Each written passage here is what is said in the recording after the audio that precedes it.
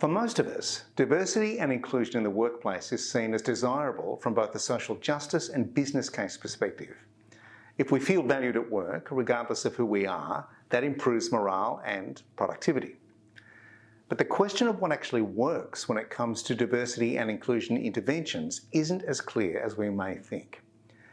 BehaviourWorks Australia recently conducted a meta-review, a review of other reviews, to look at three key questions around diversity and inclusion.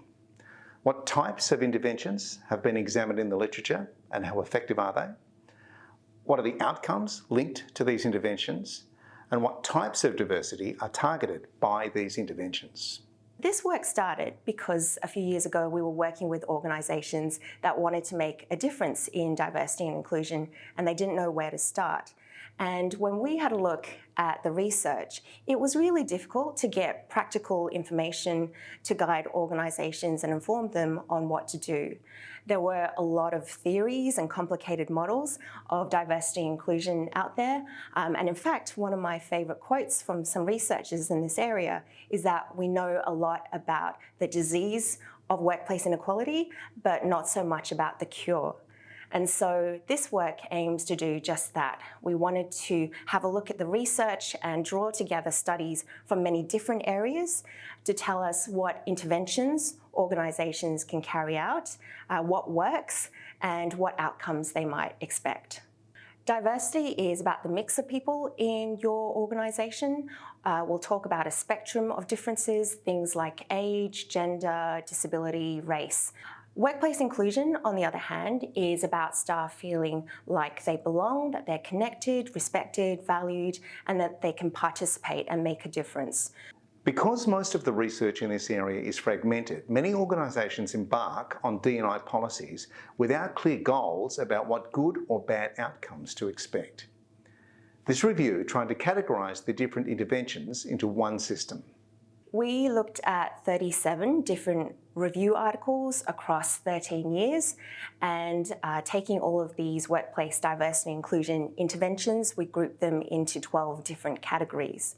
And so these categories included things like diversity training and education, workplace accommodations, so these are adjustments that we can make to our work schedules, our work arrangements, our work environments, role modelling and mentoring, formal policies for leave and compensation and recruitment, and job coaching as well.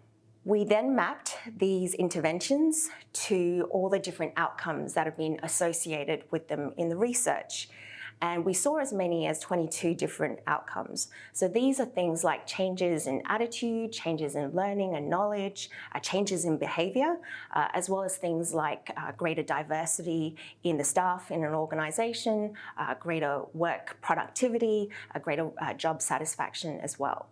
And what we saw is that the links between these interventions and these outcomes were quite specific. Take the example of debiasing recruitment and promotion processes.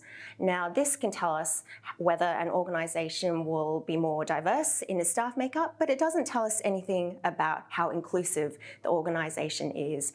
What were the findings?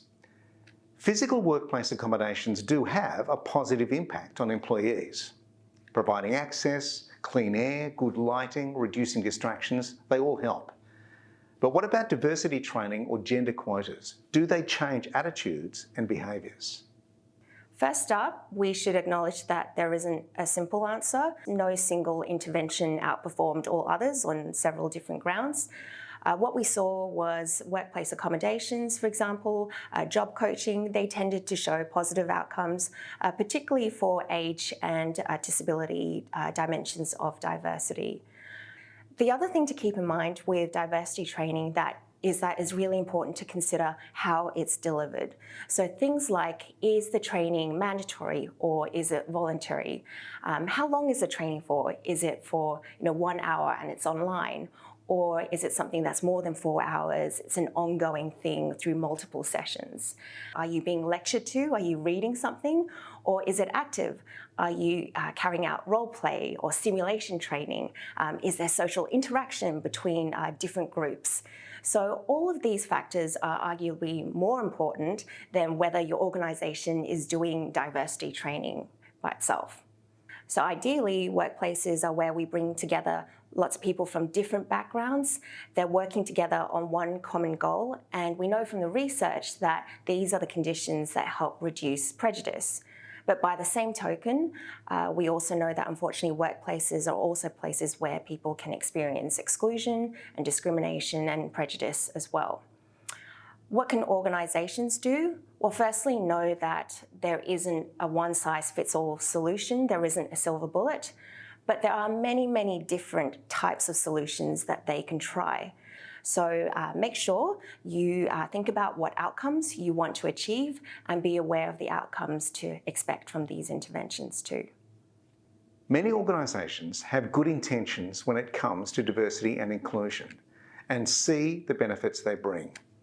This meta-review helps provide guidance around this and also sets expectations on what outcomes to expect. Thanks for watching.